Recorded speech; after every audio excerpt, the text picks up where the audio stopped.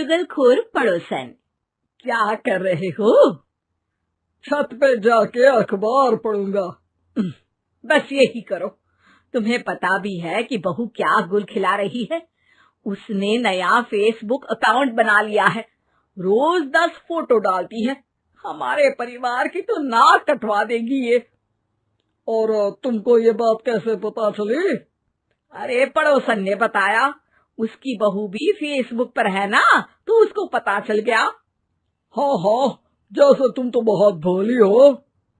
पड़ोसन रोज सास को उसकी बहू के नाम पर भड़काती थी। आज तो आपकी बहू कह रही थी मुझसे आके कि आप दिन भर खाती रहती है, खा खा के घटोत्कच हो गई है। क्या? उसने मुझे घटोत्कच बोला? अरे वो खुद ना कटी सुपर्णखा है। आप कह रही हो तो सही होगा, लेकिन आप उसको बताना मत कि मैं ये सारी खबरें आपको देती हूँ। शाम को जब बहू पड़ोसन के पास जाती है, आज तो तेरी सास तुझे सुपर्णखा कह रही थी, कल ताड़का भी कह देगी। पता नहीं इतनी अच्छी बहू मिली है, फिर भी वो तुझे राक्षसनी क्यों समझती है? आप कितनी अच्छी हैं। आप मेरी सास की हर बात मुझे बता देती हो, वरना मुझे पता ही नहीं चलता कि वो मेरी पीठ के पीछे इतनी बुरी बात करती है। चालाक पड़ोसन रोज ही दोनों सास बहू के सामने उन दोनों की ही बुराई करती और चुगली करके बातें बता देती, ताकि दोनों में हमेशा लड़ाई होती रहे। आपने तो बस छत पे बैठ के अखबार पढ़ना है और चाय के घूंट पीना है। बहू की वजह से मुझे तो जहर के घूंट पीने पड़ रहे हैं। कल वो मुझे मोटी घटोत्कच बोल रही थी। तो तुम भी तो उसको नाक कटी सुपर्णखा बोल देती ना। हाँ हाँ, वही बोल दिया मैंने उसे। आप मुझे कितना समझते हो। बहुत अच्छे से। मुझे वो ये बात पड़ोसन ने बताई ना, वही तो है आपकी शुभ चिंतक।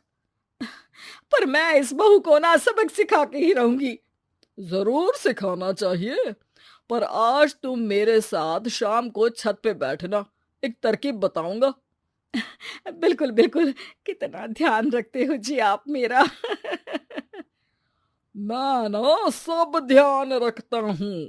शाम को जब सास और ससुर छत पर बैठे होते हैं कि यहाँ खड़ी हो जाओ, यहाँ से ना तुमको पता चल जाएगा कि बहू की अगली चाल क्या है। अच्छा, कैसे? सवाल मत पूछो, जैसा कह रहा हूं वैसा करो। थोड़ी देर में ही छत पे बहू की आवाज आने लगती है। मेरी सास लायक ही नहीं है। मुझे पता होता तो सास बहू की भी कुंडली मिलवा लेती पहले ही। तेरी सास तो मुझे भी पसंद नहीं है। मेरे पास जब भी आती है तेरी बुराई करती रहती है। कभी सुपर्णखा कहती है, कभी हिडिंबा कह के कामचोर भी बोलती है, अरे कभी कभी तो चुगलखोर भी बोल देती है। काश आप जैसी होती मेरी सास। ऊपर छत पे पड़ोसन और बहू की आवाज सुन के सास के होश उड़ जाते हैं। समझी? जी समझी। सुबह तुम्हारे सामने ये बहू की बुराई करती है और शाम को बहू के सामने तुम्हारी। मतलब आप सिर्फ अखबार नहीं पढ़ते, सारी खबरें भी रखते हैं। अब तो इस पड़ोसन को भी सबक सिखाना पड़ेगा। शाम को सास बहू को जाके पड़ोसन की साजिश के बारे में बता देती है। हाँ, मुझे माफ कर दो माँ जी। तुम भी अपनी माँ जी को माफ कर दो, इन्होंने भी तो तुमको बहुत कुछ कहा है। अरे बस बस, अब ये सोचो कि पड़ोसन को सीधे कैसे करना है। अगले दिन सुबह पड़ोसन सास का इंतजार कर रही होती है, लेकिन वो देखती है कि वहां सास और बहू एक साथ आ जाते हैं। अरे अरे, आज दोनों एक साथ।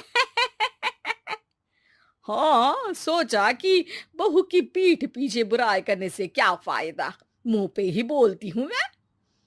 हाँ, मैंने भी सोचा आपको 2 बार मेहनत करनी पड़ती है, एक ही बार में काम खत्म कर लोगी। हैं? वो मैं आप लोगों को कैसे पता चला? क्योंकि ऊपर वाला सब देख रहा है। पड़ोसन ऊपर देखती है, वहां ससुर खड़े होकर हंस रहे होते हैं। अ, मतलब आप हमारी बातें सुन लेते थे? हाँ, सुन लेता था और मजे भी लेता था। आपको तो शक नहीं होना चाहिए। क्या चाल खेली है आपने, एकदम सास बहू के सीरियल जैसी। तो बताओ पड़ोसन जी, मेरी बहू ने आपसे अब मेरे बारे में क्या बोला? यही बोला कि सास बहुत अच्छी है, बहुत ध्यान रखती है। अच्छा, और सास ने मेरी क्या बुराई की? नहीं ना की बुराई, हमेशा तारीफ करती है। भगवान सबको ऐसी सास दे। मेरी गलती है जो मैंने आप लोगों में आग लगाने की कोशिश की।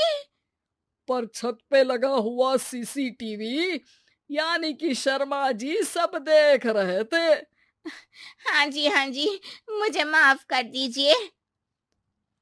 माफ क्या, आपको तो अब हम साफ ही कर देंगे अपने वालों की लिस्ट से। आज से आपकी और हमारी बात बंद, लेकिन बुराई जारी रहेगी। अब आपकी हरकत के बारे में पूरे मोहल्ले को बताना तो पड़ेगा ना आंटी जी।